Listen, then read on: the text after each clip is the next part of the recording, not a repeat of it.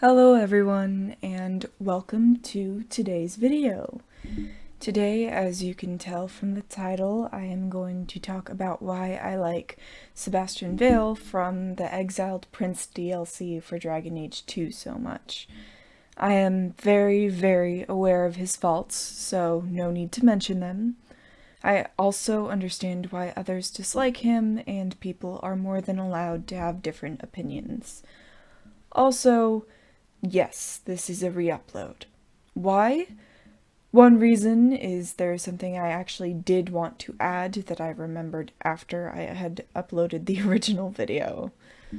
Now, with the disclaimers out of the way, let's get on with it.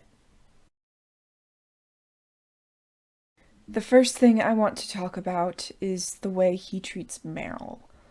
A lot of other companions constantly treat her like she's a child or like she's dumb and are constantly vilifying her. Sebastian doesn't do that. When it comes to talking about her being Dalish, he asks her questions more out of curiosity than anything else, and answers her questions about the Chantry with a great deal of patience, or in at least one case, humor. The only time I can recall him telling her she did something wrong was after the clan dies, but he doesn't go after her the same way that Aveline or Fenris do. He just says that she should feel guilty, but insinuates that she can still come back from it. While I don't personally agree with how exactly he goes about it, it is an understandable reaction. Now that I'm done talking about Sebastian and Meryl, I want to talk about Sebastian and Fenris. Again, I don't necessarily agree with how he goes about it exactly, but he really tries to be there for Fenris. He's the only one that doesn't explicitly ask about Fenris's past, and instead says that he's there if Fenris needs to talk about it. I didn't insert the exact clip, but my editing skills aren't quite there yet. But my favorite part of that particular conversation is Sebastian's closing statement. He says that while it's painful to speak, it's the only way that the wound can be lanced. And he's absolutely right. He also offers Fenris a real prestigious job that would come with a comfortable life. There's another smaller moment that I think speaks volumes about their friendship.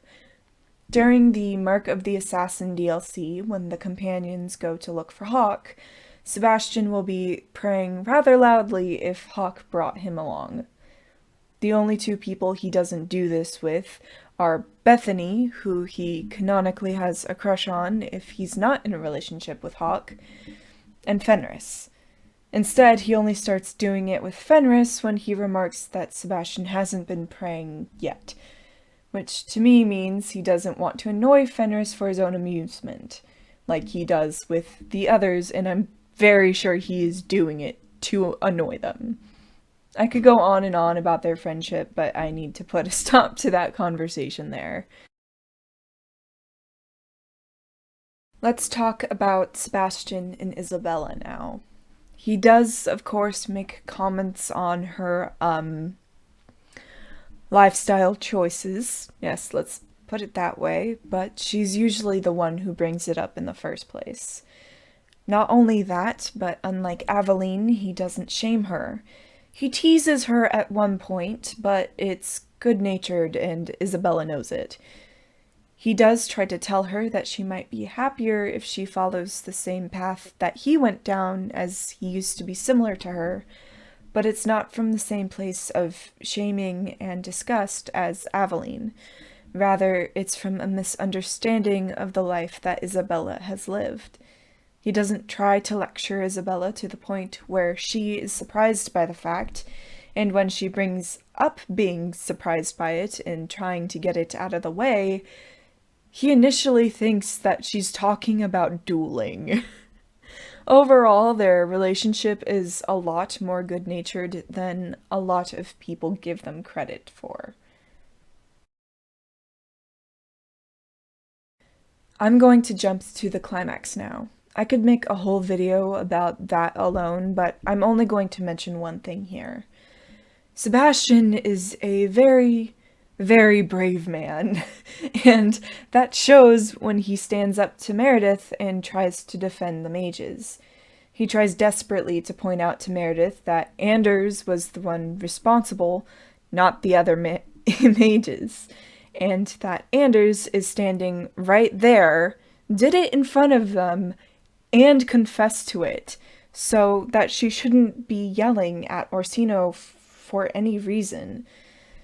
I know some people dislike him doing that, but to me that shows his sense of honor, because regardless of whether you agree or disagree with what Anders did, he is guilty.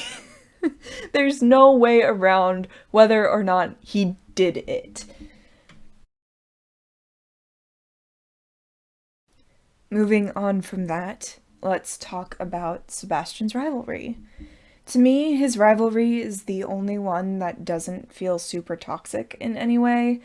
Others yell at you, curse at you, call you names, or in Aveline's case, beat you up until you are lying on the ground and then she continues to beat you up. Can you tell that I don't like Aveline yet? Anyway, back to Sebastian. His feels more like the epitome of agree to disagree and actually comes across as you inspiring him to do better. I'm going to talk about his general personality.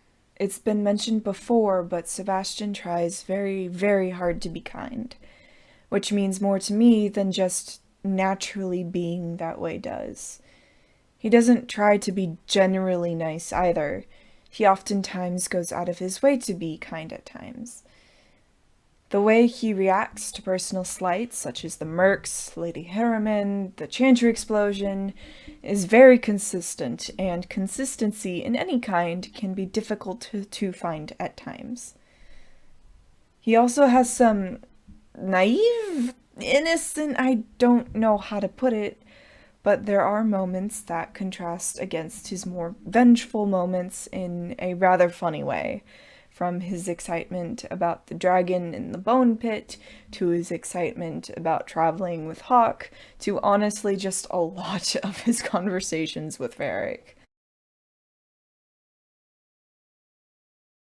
Finally, I also like him because of his potential.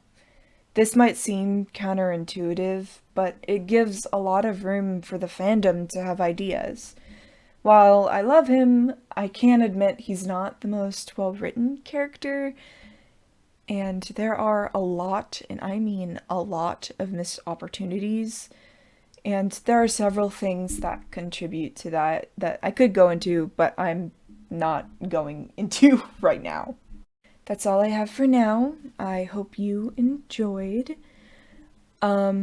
The reading thing that I think I mentioned the last time I put this video up will be happening on Friday instead. And then next Tuesday, I will have a Fallout video coming. So that's good. Hopefully there's no other big changes I decide to make in between those times. I'm sorry for the inconvenience. But anyway, I hope you have a lovely day or night, and bye!